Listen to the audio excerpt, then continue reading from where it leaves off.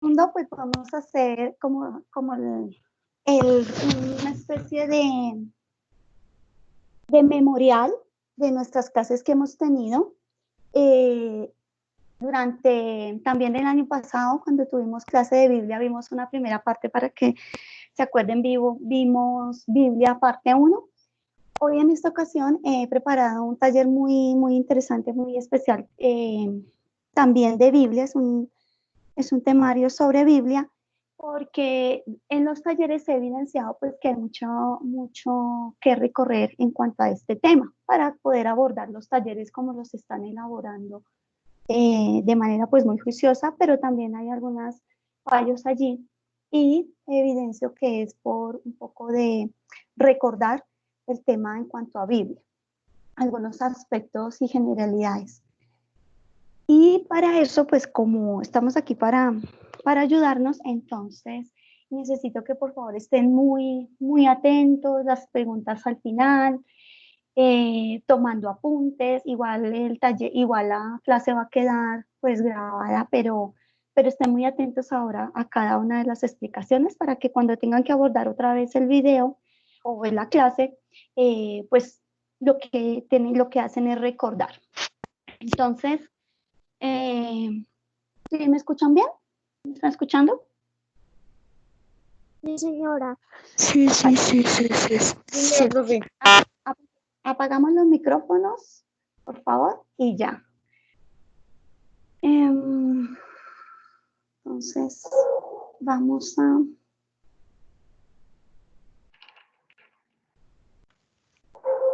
a compartir.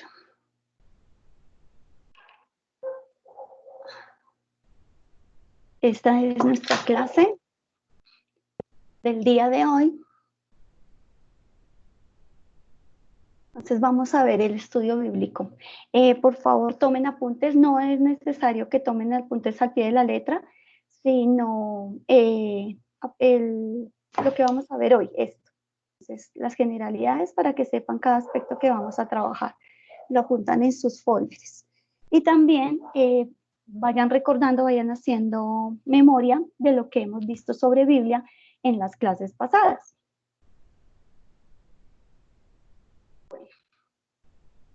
Como recordaremos, la palabra Biblia es una palabra que se origina en latín, que significa Biblios. Esta primera palabra fue utilizada en el libro de los Macabeos como biblión, que la palabra en plural hace referencia al papiro, es decir, al material con el que fue escrita la Biblia. Ya sabemos de dónde se origina el papiro, también fue escrita en pergamino y también sabemos el origen de esos dos materiales, que son lo que hemos visto y es lo que tenemos que ir recordando a medida que vamos haciendo este recorrido. Son rollos de papel escritos, muy bien, y fueron pliegos que se fueron escribiendo poco a poco y se fueron coleccionando. Los hebreos fueron utilizando esta palabra de biblios, es decir, recopilación de pequeños libros o rollos de libros en pergamino y en papiro, y se empezaron a utilizar especialmente en la época en la que los griegos empezaron precisamente a copiar los libros.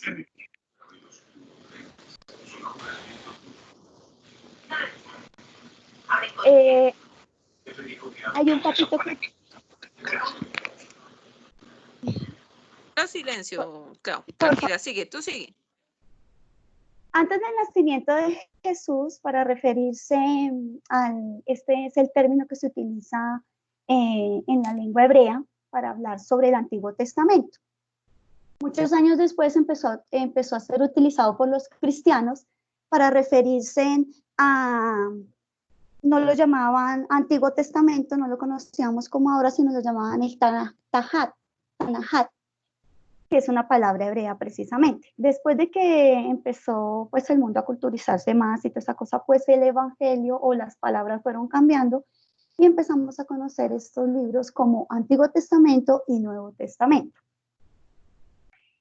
Cuando hablamos aquí que dice el cultismo de la palabra cuando pasa a ser Biblia, o sea, de biblios a Biblia, se utiliza en la lengua culta más latina, es decir, en el tiempo en el que el Señor existió, existía la lengua latina, la griega, la hebrea, y estaban todas las lenguas juntas.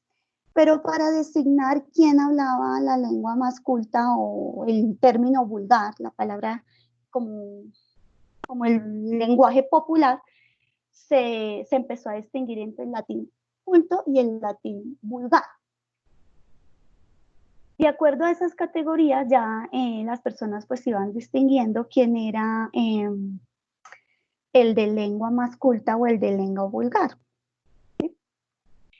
Y la Biblia también tomó su categoría o sus nombres y se empezó a tratar como el conocimiento de la Biblia o Sagrada Biblia. De ahí empezaron también los otros nombres, Nuevo Testamento, bueno, eso lo vamos a ver un poquito más adelante.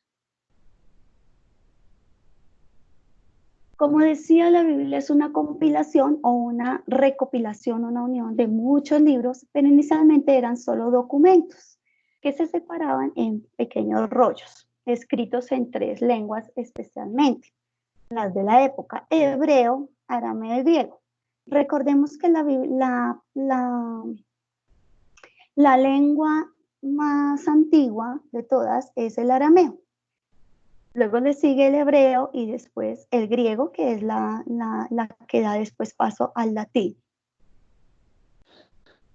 La Biblia,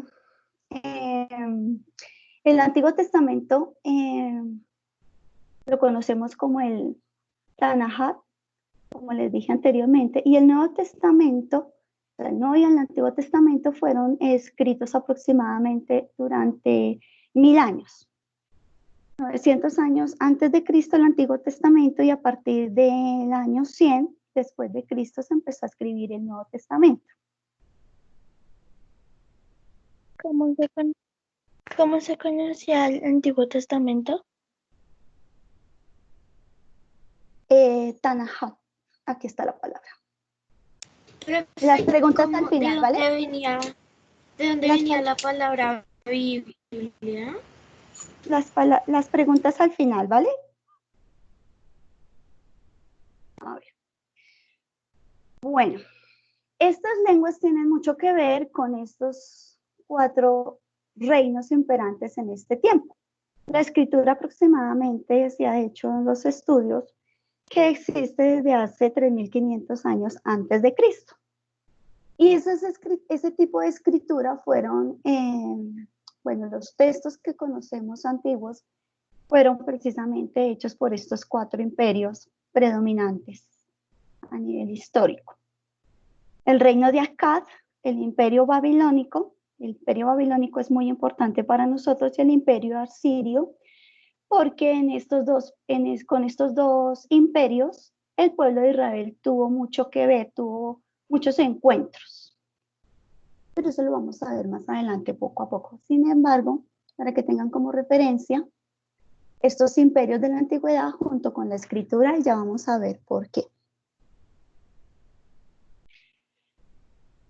Estos imperios, precisamente cuando empezó la escritura, empezaron a escribir en tipo tipo de escritura que se llama la jeroglífica, que eran símbolos que utilizaban ellos como códices para escribir sus historias. Los códices son más que todo como crónicas de cada pueblo. Entonces cada pueblo utilizaba un tipo de escritura de acuerdo al que más se le facilitaba. Como sabemos, los egipcios tienen este tipo de escritura y códices jeroglíficos, y también los aztecas.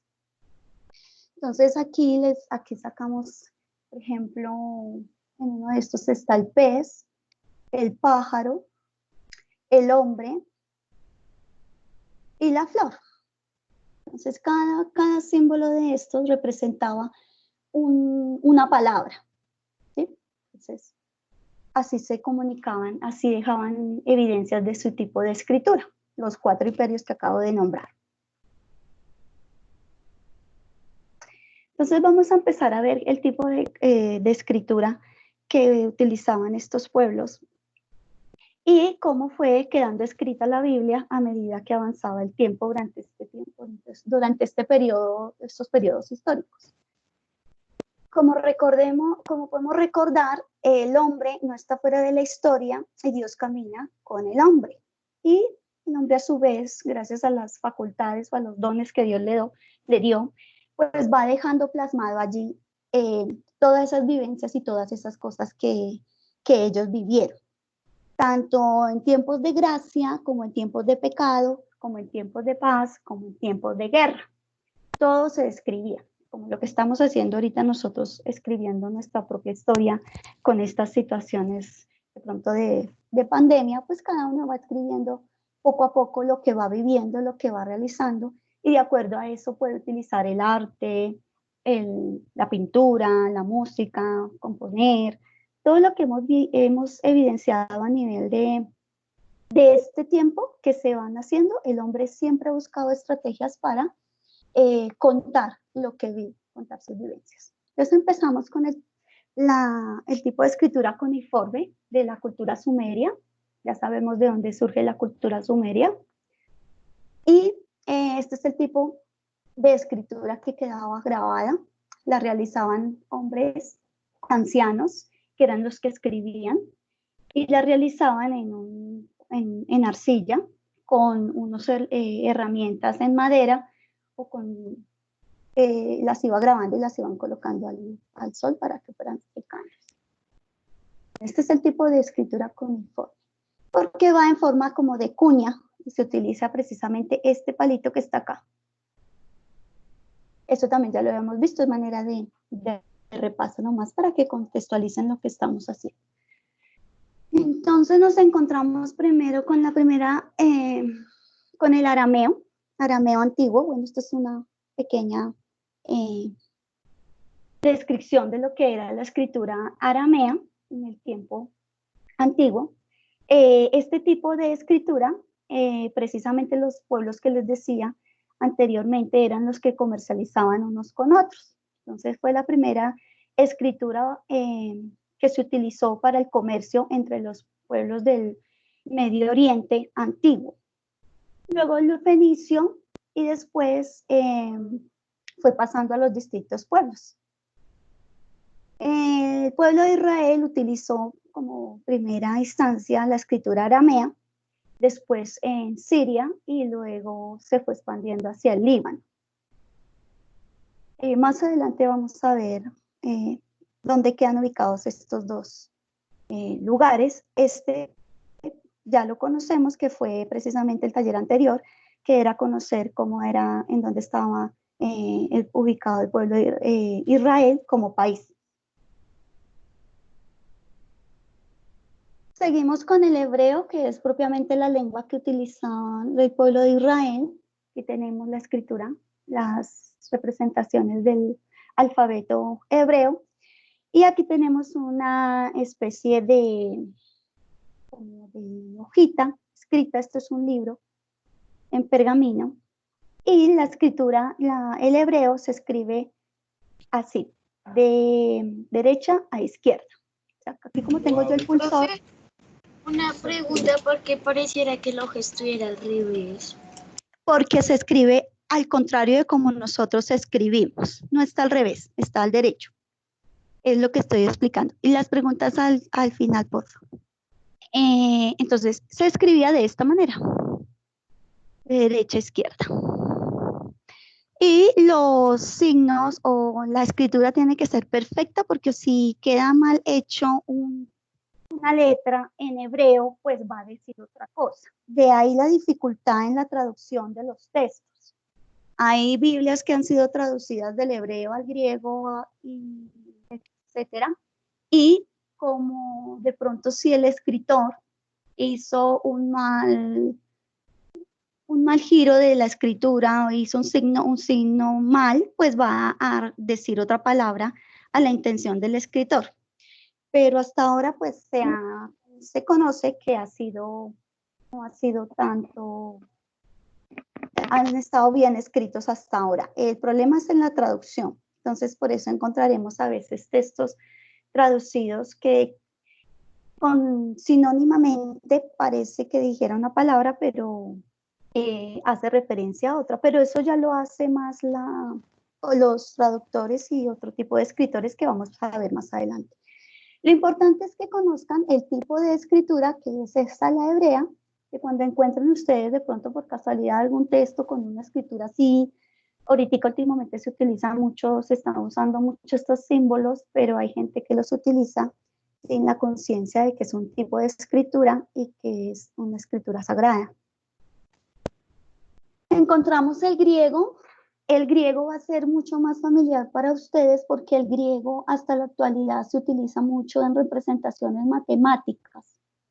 Tenemos el alfa, la letra alfa, y también en la iglesia, en nosotros como cristianos, los cristianos, y la iglesia católica utiliza mucho lo que son textos en griego pasados al latín, traducidos al latín. Esta es una escritura griega, ¿sí?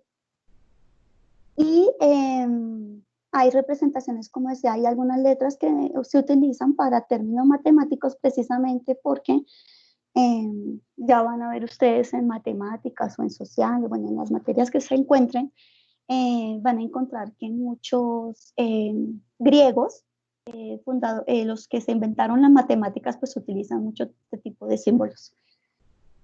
Pero para nosotros el griego es importante precisamente porque del griego se tradujo uno de los primeros textos en latín, que fue San Jerónimo, tradujo el texto. Como podemos ver aquí, estamos en el siglo VIII antes de Cristo, ya se utilizaba. No le entendí la última parte. Estamos hablando que este es un texto antiguo griego del siglo VIII antes de Cristo y que ya se utilizaba este tipo de escritura, y del griego al latín fue que se hizo la primera traducción. Entonces ya estamos entrando propiamente a nuestra lengua un poco más conocida hacia nuestro tiempo. Ya estamos hablando aquí del tiempo del Imperio Romano hacia antes de Cristo, 100 años antes de Cristo, hacia el año 100. Los orígenes del latín en la lengua, bueno, el latín, como sabe, como su origen o de dónde apareció el latín, se dio en la península itálica, hace parte de la familia de las lenguas de la región indoeuropea, de la región entre la India e Europa, indoeuropea. Este tipo de lenguas se utilizó precisamente por la Roma antigua, por el Imperio Romano, y se extendió hasta la Edad Media. Incluso hasta el año 1961-1962 de nuestra época, se utilizó mucho el latín y lo utilizó pues más la iglesia. La iglesia ha sido la que ha conservado la lengua latina. Por eso cuando vimos de pronto, o si han visto alguna misa del Papa, la que vimos hace poco, vimos allí elementos y vimos allí algunas palabras que estaban en latín. El Papa celebra a veces la misa en latín. La iglesia conserva la lengua latina. Para las ceremonias litúrgicas, escuchemos bien, para las ceremonias litúrgicas, exactamente para eso. Y también, pues muchos científicos, como la lengua oficial después fue la lengua latina, pues hay muchos textos escritos en latín. Y ya quien estudia las lenguas, ya quien estudia las lenguas muertas y estudia todo este tipo de lenguas, pues puede hacer las traducciones de todos los textos que estén escritos en latín al castellano. Eso, como un ejemplo, podemos tomar a Marcelino Champagnat. Él sí o sí, que fue una de las lenguas que se le dificultó, tenía que estudiar latín y escribió mucho en latín. Y después, pues, las personas le tuvieron que hacer pues, la traducción de aquellos textos y también, porque el latín era la lengua oficial del imperio, y se tenía sí o sí que estudiar, bueno, los doctores, los que eran ilustrados se les llama. Posso iniciar uma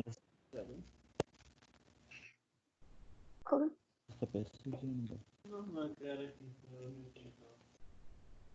Como decía, actualmente la lengua latina es la lengua oficial del Vaticano, o sea, de nuestra Iglesia Católica, y es usada más que todo para las ceremonias litúrgicas.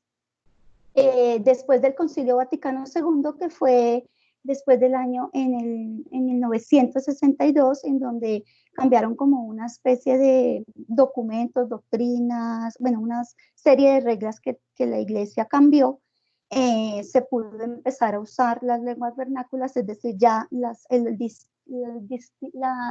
diferentes tipos de lenguas como el inglés, el alemán, el francés, etcétera,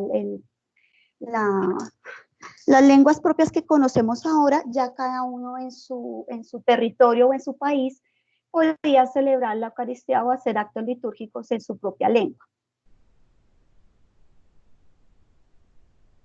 Tenemos aquí entonces un ejemplo de la escritura latina, el alfabeto como lo tenemos acá, y fue el alfabeto que heredamos nosotros al castellano con el alfabeto que conocemos actualmente. El origen del latín es una variación del griego. Entonces, con el tiempo van cambiando, así como van cambiando los fonemas, van cambiando también los hablantes, y a medida que van cambiando los hablantes y van cambiando las culturas, la escritura y la lengua y toda la parte musical, artística, también va evolucionando. Es como así como el lenguaje del hombre también evoluciona el alfabeto.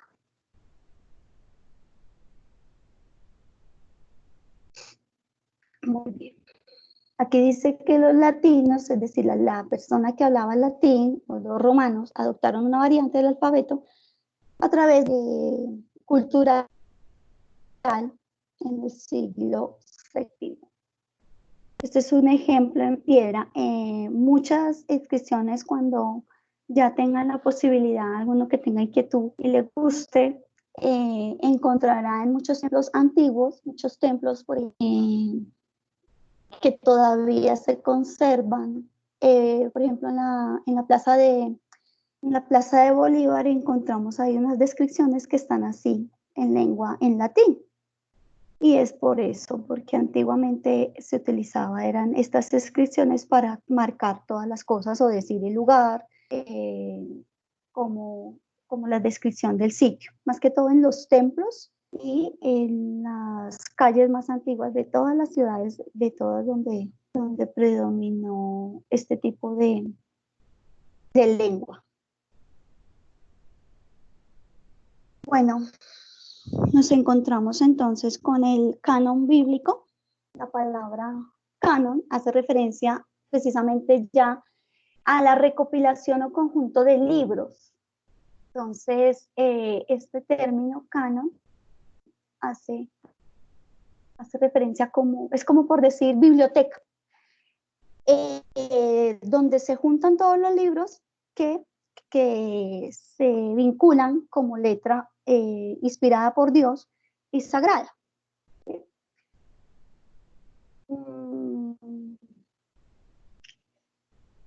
Decimos que tenemos dos tipos de autores de la Biblia, que es el autor material o que es el hombre, y el autor sagrado, que es Dios, que viene inspirados por Dios. Entonces, nuestro canon, nuestro conjunto de libros en la iglesia, es considerado que son inspirados Dios, por inspiración divina, pero escritos por la mano de Dios. Se utiliza al hombre para realizar grandes obras, y una de esas fue esta: escribir la Biblia. Bueno,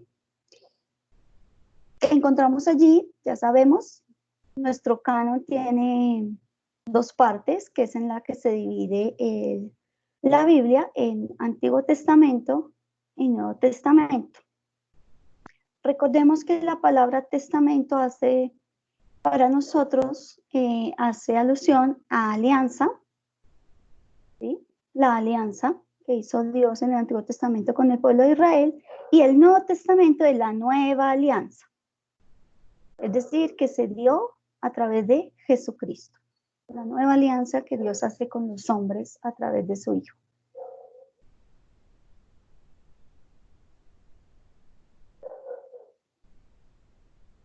Bien. A manera de información, ¿cómo es que nuestro canon lo tenemos oficialmente así?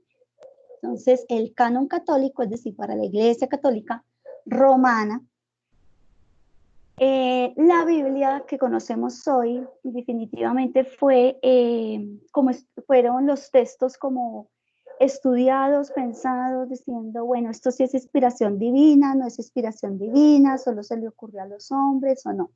Para esa labor se reúnen en concilio, se reúnen todos los obispos, todos los cristianos, representantes de las iglesias, de las diferentes iglesias, y hicieron un concilio en este lugar, en el año 393 de nuestra era. Esto es después de Cristo. Allí hubo una primera reunión diciendo, bueno, estos libros sí son inspiración divina, ¿los escribió el hombre bajo la inspiración de Dios o no? Ellos se reúnen a pensar y a estudiar y a analizar eso. Luego otro concilio, bueno, ellos dijeron, bueno, vamos a ver si esto sí es inspiración divina. Entonces quedó ahí, quedaron unas conclusiones y después volvieron a reunirse en otro concilio, pero en otro lugar, en el año 397. Y dijeron, listo, sí, hemos estudiado, hemos visto que efectivamente estos textos que tenemos nosotros en nuestra Biblia son inspirados por Dios. Y finalmente, en el último concilio que se dio en Trento, el 8 de abril de 1546, es decir, en la Edad Media, casi hacia el siglo XVI, bueno, en la Edad Media, en 1546, definitivamente volvió a reunirse otro concilio, representantes de la iglesia, personas estudiadas, personas muy consagradas, inspiradas por Dios, dijeron, sí, estos libros que nosotros tenemos son inspiración divina. Entonces podemos usarlos, podemos leerlos, podemos estudiarlos, etc. Pero como ya en esta época, en el 1546, ya habían surgido otros grupos de personas también muy estudiadas, cultas, todo, y dijeron, no, para nosotros hay libros de la Biblia que no son inspiración divina, nosotros no los aceptamos. Entonces, por eso decimos, cuando se habla de protestante, es cuando se dice algo que no protesta, como dice, no estamos de acuerdo con esta postura que ustedes tienen, no estamos de acuerdo nosotros. Entonces, para nosotros, hay unos libros en la Biblia que no son inspiración divina, solo son inspiración humana. Entonces, hay Biblias, por eso ustedes dicen esta si es católica o no es católica, o esta si es cristiana, si es o no es. Entonces, hay libros, por eso en la Biblia, de acuerdo al credo, tiene su Biblia con determinado número de textos o de libros dentro de la Biblia, y otra con su contenido de libros completos. Eso pasó en el siglo XVI. Y ya a partir del siglo XIX, pues ya hubo más convenios y ya muchos acuerdos, y ya entonces ciertos grupos de cristianos protestantes, es decir, los que no están con el credo católico, aceptaron algunos textos dentro de sus Biblias, que es decir, hicieron como una especie de pacto entre unos y los otros en esa época, diciendo, bueno, vamos a usar algunos libros que consideramos nos pueden servir y son libros inspirados, pero otros definitivamente no. Entonces, por eso encontramos Biblias con 73 libros, es decir, nuestro canon católico tiene 73 libros exactamente, de los cuales 46 pertenecen al Antiguo Testamento y 27 al Nuevo Testamento. Los libros que quedaron como de acuerdo, que entran dentro de ese canon, están los llamados libros deuterocanónicos, que son estos de acá. Deuterocanónicos, aceptados por el judaísmo y el protestantismo. Estos son los libros del Pentateuco, que son los 5 primeros libros, que siempre sí o sí van a estar en todas las Biblias, tanto católicas como protestantes. Y los libros que llegaron a negociar algunos grupos religiosos cristianos son los libros deuterocanónicos, que son Tobías, Judith, 1 Macabeo, 2 Macabeo, Sabiduría, Eclesiástico y Baruch. Pero en el Antiguo Testamento, el judaísmo no son aceptados. Entonces, hay una discrepancia entre unos y otros, entre judíos, cristianos y protestantes. Entonces, cada religión o cada grupo cristiano o cada grupo, por ejemplo, los judíos, utilizan sus libros de acuerdo a sus convicciones, y lo mismo cada uno de los demás. Entonces, encontramos que en el Antiguo Testamento, como ya hemos visto en otros talleres, hablamos principalmente de la historia de los hebreos, es decir, del pueblo de Israel. Se cuenta allí todo. Los judíos precisamente utilizan la que conocemos como la Torá, que es todo lo del Antiguo Testamento, que son 613 leyes que ellos tienen allí.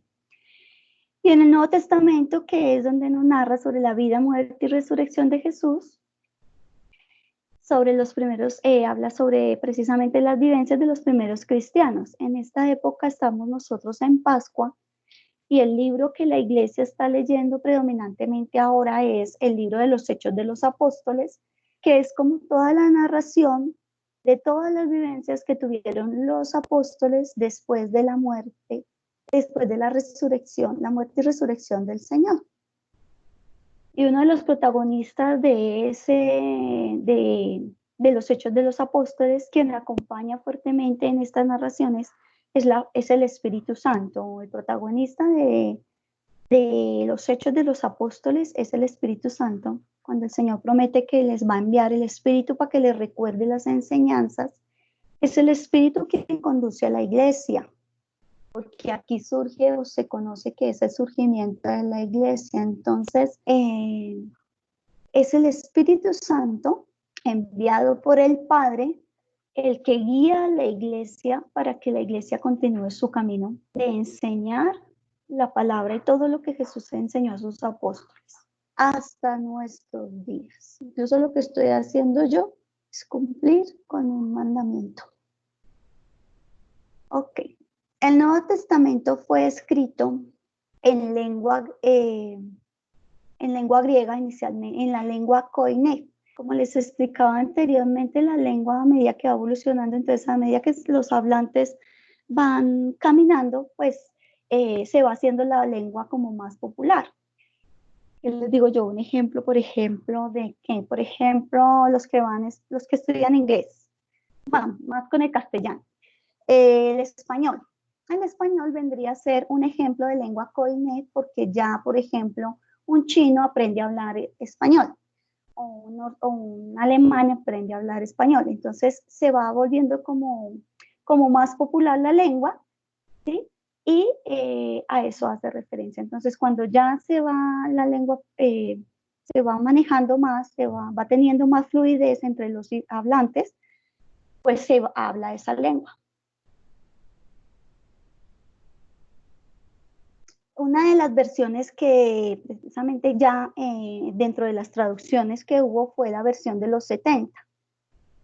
Esta traducción fue dada precisamente porque ya el pueblo conocía un poco más la lengua y se pudo hacer la traducción de los textos sagrados a la lengua más popular, para que los pueblos que pudieran o entendieran la lengua latina pudieran leer ese tipo de textos.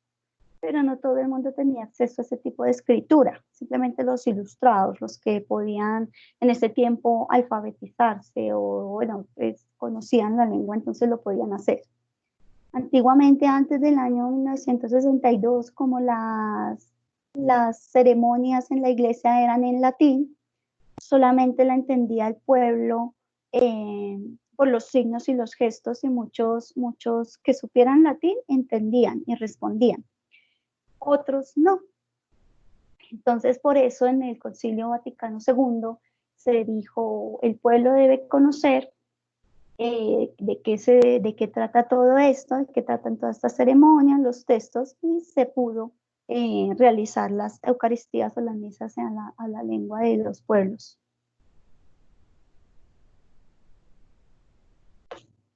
Muy bien. Aquí tenemos nuestro Nuevo Testamento.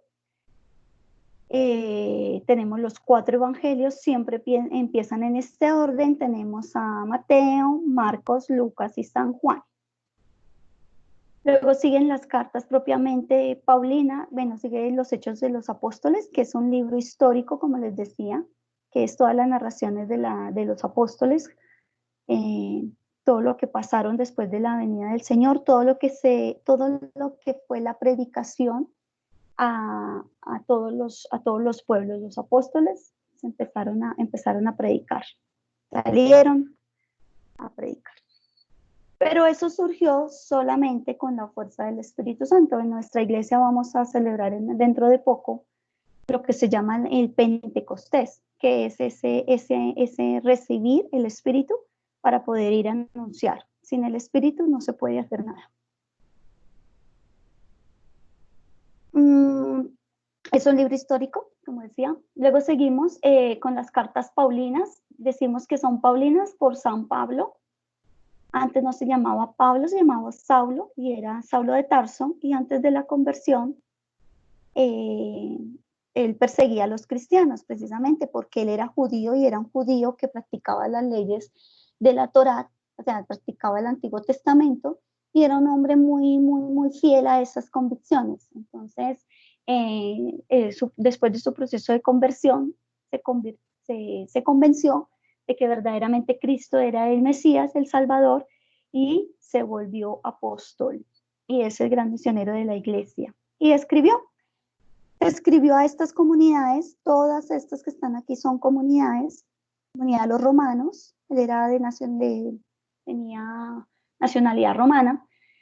A los corintios, a la comunidad de los gálatas, efesios, los filipenses, a los colosenses. Y escribía, cuando dice 1 y 2, hace referencia a que envió inicialmente una primera carta y después envía una segunda carta de acuerdo a las necesidades que tenía cada una de estas comunidades. También le escribió a personas muy amadas por él, que consideraba como hijos, y uno de ellos es Timoteo y Tito y Filemón. Bueno, eran amigos en la fe, hermanos en la fe. Y siguen otras cartas generales, que es, bueno, esta también es se le acuña también a Pablo, aunque también hay unos que dicen que después, que puede ser algún discípulo que escribió. Santiago, el apóstol Santiago, las cartas de Pedro y San Juan, las 3 primeras cartas de San Juan, que ya es el más joven de los discípulos, y otra que aparece de Judas, que también es otro apóstol posterior a los 12 apóstoles. Y el texto del Apocalipsis, que fue escrito por San Juan también, y que es más el libro de la revelación, profético o libro de la revelación.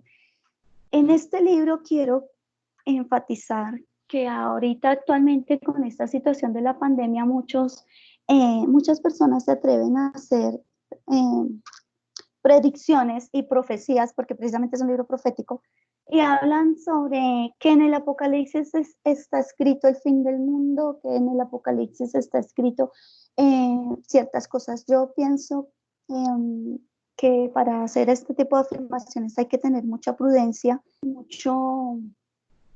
mucha delicadeza cuando uno hace interpretaciones bíblicas o a los pasajes bíblicos, porque el libro del Apocalipsis es un libro más de esperanza que de catástrofes, ¿sí? Entonces, hay que tener mucho cuidado y especialmente esperanza de todo lo que vivimos y nos acontece. Si la situación fuera de esta manera como caótica, pues ya no tendríamos esperanza, o sea, ya tenemos, Dios nos está cobrando todos los pecados, entonces ya nos vamos a morir todos. No, no, el Dios de Jesucristo no es así, no es el verdadero Dios de la vida y de la esperanza. Entonces hay que tener prudencia y sobre todo no tener temor frente a cuando uno escucha cosas de estas, sino orar y apegarse a la enseñanza de la iglesia también, porque también ella es maestra y sabia en lo que enseña. A finales del siglo I el judaísmo estableció, bueno, ya ve, estamos aquí hablando ya propiamente para ir finalizando sobre los textos sagrados, los libros en el judaísmo, y en la época de los griegos también. Dice aquí, a finales del siglo I el judaísmo se estableció en un lugar y estableció como canon los libros sagrados aquellos que cumplieran tres requisitos. Entonces, ¿qué? Que hubiera una copia en el libro en cuestión antes del año 300 de Cristo, es decir, para que un libro, un texto sagrado sea original, tiene que tener antigüedad, ¿sí? Por eso hablábamos de la escritura, el tipo de escritura.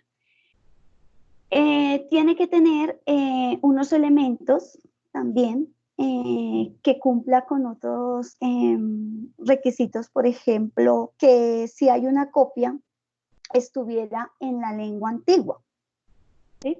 Entonces, que ese texto estuviera en una lengua antigua que se comprobara que tenía un periodo o un recorrido histórico. Y también que que tuviera sus orígenes en las primeras escrituras como el arameo, y por eso hablamos siempre del arameo, del hebreo y del griego, que son la escritura más antigua, las lenguas más antiguas.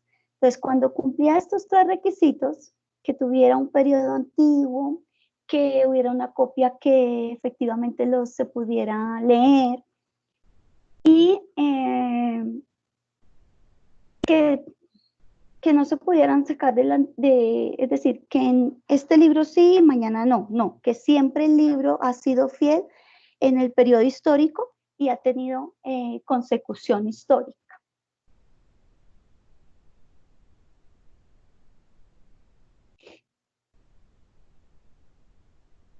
Uno de los libros que, a ver aquí.